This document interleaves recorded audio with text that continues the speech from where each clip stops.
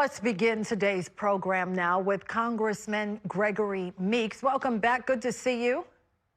Good to be with you, Cheryl. Okay, so as you know, tomorrow is Juneteenth, 158 years since enslaved Africans were emancipated. And as you know, H.R. 40 is a bill in the House that will study and develop reparations nationally. Can you tell us more about it? What's the latest with it? Well, for the first time, H.R. 40 passed out of the committee, the Judiciary Committee, last year. Didn't make it to the floor, but we're continuing to work on it. This bill is something that the Congressional Black Caucus has been working on, and I've sponsored for the 25 years that I've been in Congress by the late, great John Conyers.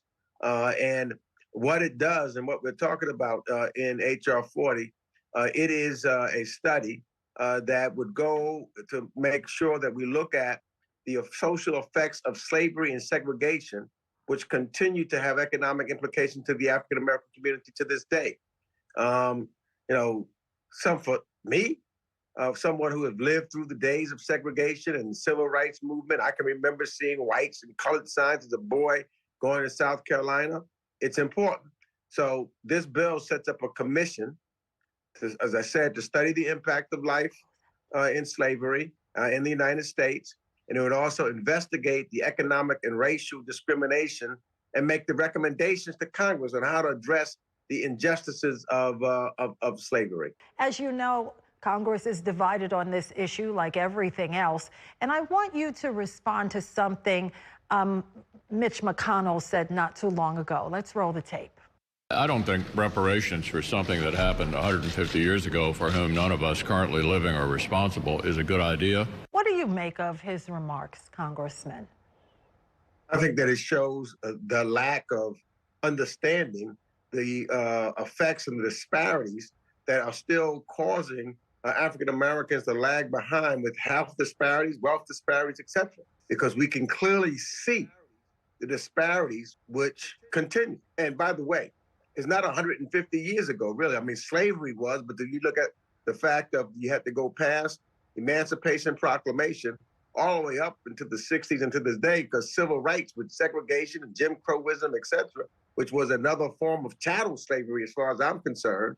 Those direct reflects after, over 400 years, it needs to be looked at. It needs to be reconciled, and we need to see how we can eradicate some of the disparities that was caused and the problems and the historic deficits. As you well know, a couple of days ago, Texas, the state where Juneteenth was born, the governor there signed a DEI bill into law, dismantling diversity offices at Texas colleges and state agencies. As a member of the Black Caucus, what is that group doing as states begin to roll back the progress that's been made? Look, we've got to stand up and make sure that our voices are heard loudly, because otherwise we cannot allow history to repeat itself. What they're trying to do, in my estimation, is exactly what took place over 100 and some odd years ago. And that is this. You had the slaves were allegedly freed, the Emancipation Proclamation. We elected more people and had more folks involved. We thought that justice would finally happen. And then you had states and a court roll back all of those things. And that's what's starting to take place right now, trying to eradicate the contributions and the history of African Americans in the United States, the true history, the truth. And they don't want that to take place. And so I think that it is really important.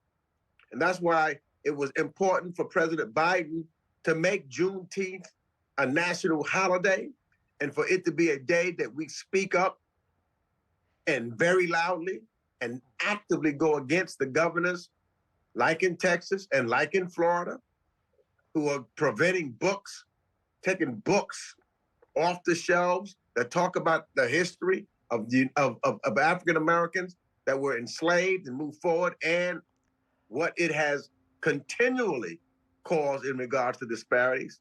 I want you to stay with us, Congressman. When we come back, we're going to talk about some of the pressing issues in your district in Queens.